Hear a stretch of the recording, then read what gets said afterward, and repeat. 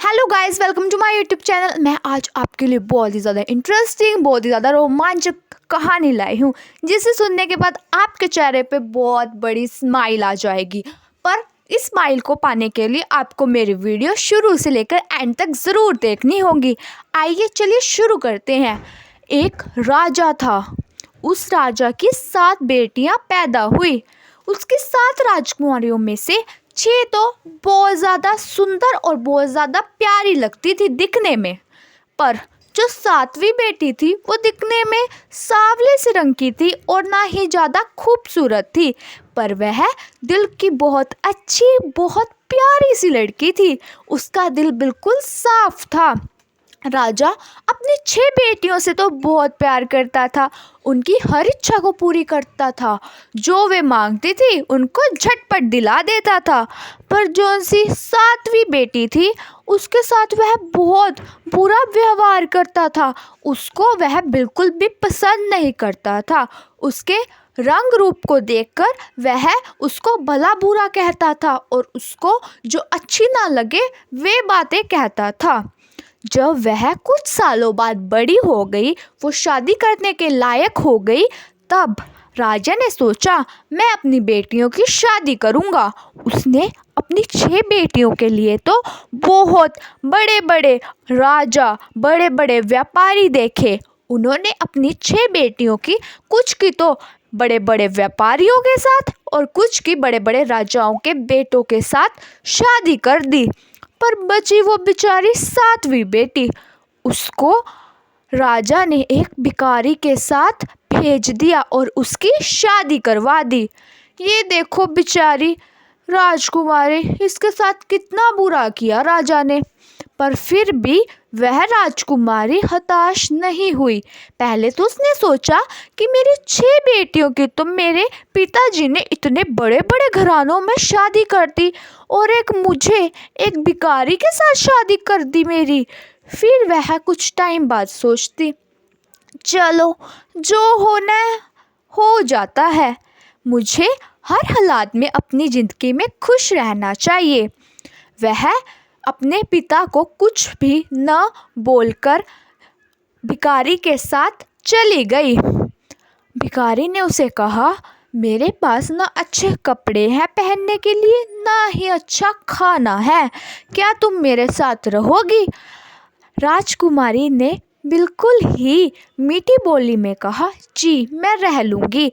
ना ही उसे कुछ भला बुरा कहा, ना ही उसे कुछ गलत कहा। इससे पता लगता है वो राजकुमारी राजा की कितनी प्यारी सी बेटी थी। और फिर भी राजा ने उसे इतना भला बुरा कहकर एक भिखारी के साथ उसकी शादी कर दी। उसका राजकुमारी का पति बोला, अब तो हमें घर घर जाके आटा रोटी खाना कपड़े मांग के ही अपना गुजारा चलाना पड़ेगा। फिर एक दिन की बात है, उसने देखा कि एक दिव्य नदी है। उस दिव्य नदी में काले काले कौवे जाते और बाहर आते तो इतने सुंदर बुगले बन जाते। इस क्रिया को बार बार वो देखते गए। उन्होंने सोचा, जो हम इसमें डुबकी लगाएंगे क्या पता शायद हमारा भाग्य भी बदल जाए। उन दोनों ने एक काम किया, उन दोनों ने उस दिव्या नदी में डुबकी लगा ली। फिर क्या था, वह हर तरीके से अमीर बन गए। उनके पास सुंदर सुंदर कपड़े आ गए, जेवर पैसा खजाना सब कुछ उन्हें मिल गया, क्योंकि वह तो एक दिव्य नदी थी। वह नदी बहुत ही शक्तिशाली नदी थी। फिर साल बीतते गए। उन्होंने अपना एक राज्य बना लिया, क्योंकि वे तो बहुत अमीर हो गए थे।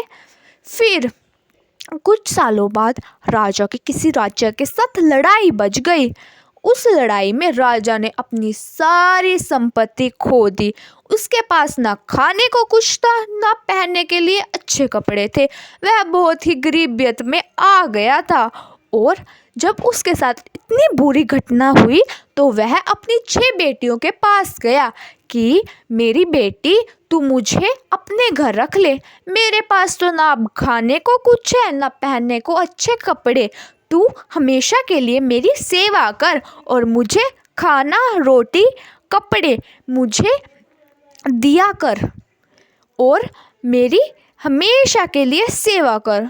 पर उसकी 6 बेटियों ने उसे कहा कि पिताजी, मेरी भी घर गृहस्थी है, मैं कहाँ आपकी सेवा करती फिरूंगी, मेरे से आपकी सेवा नहीं हो पाएगी।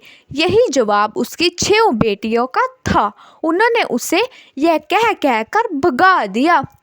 पर एक बार उसने देखा कि कहीं भंडारा हो रहा है। वहाँ वो कंबल लेकर बैठ गया और खाने लगा। जब उस राजा की बेटी ने देखा कि मेरे पिताजी इतनी बुरी हालत में हैं, ना इनके पास खाने को कुछ है इसलिए ये यहाँ पर आए हैं, ना इनके पास कपड़े पहनने के लिए कुछ है, ये देखकर वह बहुत हताश हुई और उसने कहा, पिताजी आपकी इतनी बुरी हालत हो गई है। राजा बोला, हाँ बेटा, मेरी दूसरे राज्य के साथ लड़ाई हो गई थी, इसलिए मैं अपनी सारी संपत्ति, सारे पैसे हार गया और मेरी इतनी बुरी हालत हो गई। राजा की बेटी बोली, पिताजी आप हताश मत होइए, आपको मैं रखूंगी अपने घर, आपकी जीवन भर मैं सेवा करूंगी, आप बस खुश रहिए। राजा की आंखों में आंसू आ गया। जिन 6 बेटियों को मैंने इतने लाड प्यार, इतने सम्मान के साथ पाला, उन्होंने मुझे धुतकार कर घर से बाहर निकाल दिया।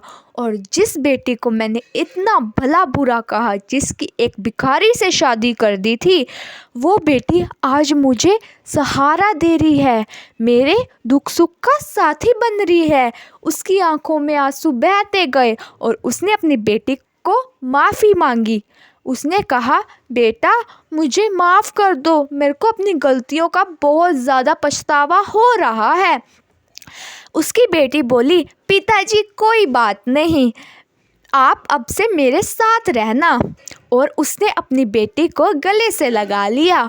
इस कहानी से हमें यह शिक्षा मिलती है कि हमें किसी के बाहरी रंग रूप को देखकर उसको जज नहीं करना चाहिए, हमें उसके दिल को देखना चाहिए। कई बार ऐसा होता है, कुछ लोग दिखने में इतने सुंदर, इतने आकर्षक नहीं होते, पर उनका दिल बहुत प्यारा सा, बहुत ही ज़्यादा सुंदर होता है।